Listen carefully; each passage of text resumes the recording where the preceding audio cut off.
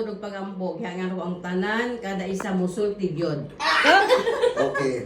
Tanan gid ha mag-wish kang Ma'am Ruby. Okay. Sa ngalan sa Mahal sa Anak sa Espiritu Santo. Amen. Mga gahom nga Diyos, amanong langit no, sa dakong pagtahod hatag namo diha kanimo. Mayong buntag. Hilak ko.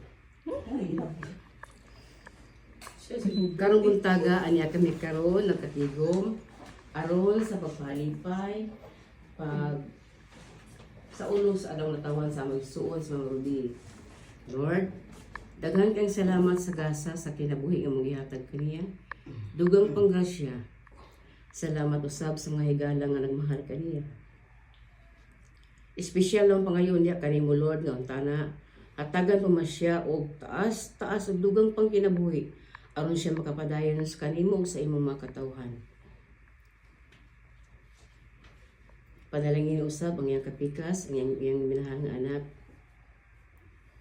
Nga unta, magpuyo sila nga malilawon, magmalipayon. Ug kining tanan Lord, among ipangay pasalamatan kinain Kristo among Ginoo. Amen. Reyna.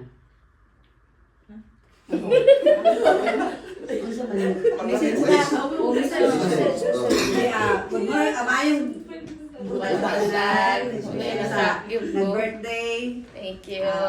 Akong wish sa imo big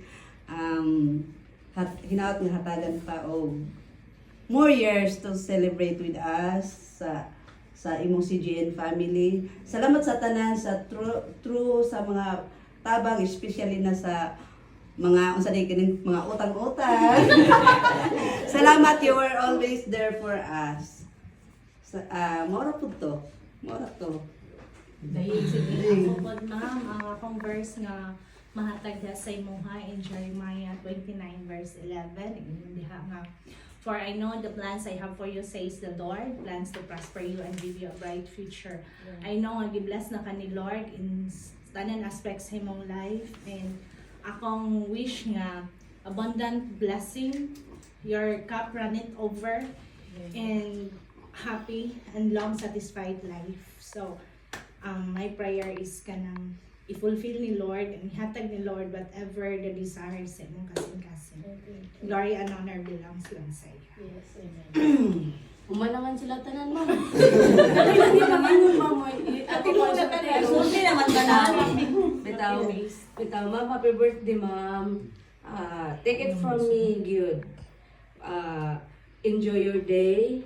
Unya, i-grant on talaga sa Ginoo ang kanang imong yung wish